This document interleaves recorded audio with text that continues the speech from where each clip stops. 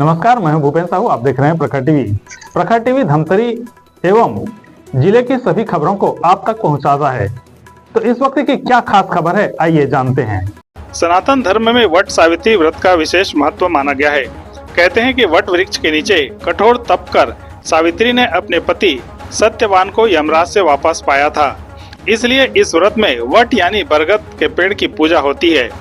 इस दिन सुहागिन स्त्रियां निर्जला व्रत रख वट वृक्ष पर जाती हैं और उसकी विधि विधान से पूजा करके चारों ओर कच्चा धागा लपेटती है। इसके बाद पेड़ के नीचे बैठकर ही कथा सुनती हैं। धमतरी अंचल में भी वट सावित्री व्रत को महिलाओं ने रखा। कहा जाता है कि पति के अखंड सौभाग्यवती के लिए यह व्रत रखा जाता है। धमतरी के विभिन्न स्थानों में जहां पर बरगद के वृक्ष थे, महिलाएं पहुंची और पूजा अर्चना कर अपना उपवास तोड़ा।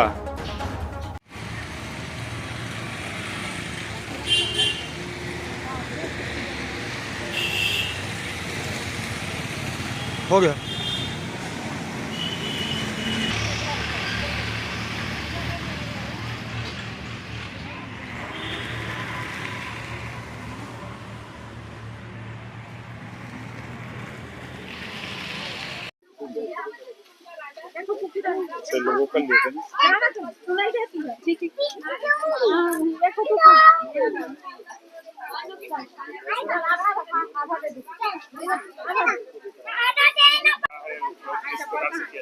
जी, ये महिलाओं के लिए सदा सुहागन का व्रत है। सावित्री जी यमराज से अपने पति के प्राण को छीन के लेके आती है और इस दिन 12-12 का नेंग होता है। वट पूजा की जाती है, पेड़ की पूजा की जाती है अमावस्या के दिन जो कि होता है।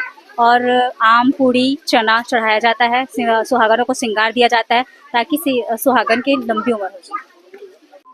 हम लोग वट सावित्री का बना रहे हैं व्रत। यह हर अमावस्या को होता है।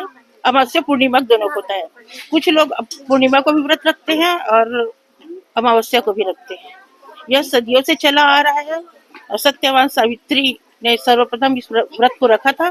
तब से हमारा जनमानस इस और महिलाएं इस परंपरा का अनुकरण कर रही हैं और बड़े धूमधाम से और बड़े सच्चे दिल से सभी सौभाग्यवती महिलाएं इस व्रत को करती हैं ताकि उनका अखंड सौभाग्य रहे। आज हम लोग वट सावित्री का उपवास रहे हैं, जो अमावस्या जेठ की अमावस्या में आता है, जिसको हम लोग पूरे दिन उपवास रह करके मनाते हैं।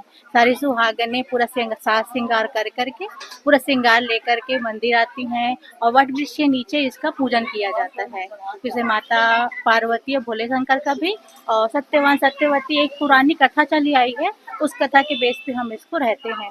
जो पति की दीर्घायु उम्र के हम कामना करते हैं और सबका स्वास्थ्य की रक्षा। विशेष पूजा अर्चना क्या करते हैं? विशेष क्या चढ़ाते हैं? विशेष आम का ही रहता है। इसमें हम पूरी और आम का ही रस खाते हैं भोजन में भी। और 12 बजे 1 बजे तक के सब निर्जल ही रहते हैं। यहीं पर हम लोग शरबत घोल करके लाते हैं, वो शरबत को हम लोग यहीं पर पीते हैं और चढ़ाने का वही साज श्रृंगार वगैरह ही रहता है। किस चीज की पूजा कर रहे हैं? ये वट सावित्री की पूजा है। ये सावित्री और सत्यवान की कहानी तो आप जान रहे होंगे कि जो सावित्री थी वो सत्यवान के प्राण यमराज जी से वापस लेके आई थी और उन्होंने वट सावित्री की वट वृक्ष की पूजा की थी। उसी के अनुसार सभी लोग अपने पति की दीर्घायु के लिए वट सावित्री की पूजा करते हैं और इस पूजा में विशेष रूप से बरगद बना के पूड़ी, मिष्ठान और जो आम मुख्य रूप से इसमें चढ़ाया जाता है।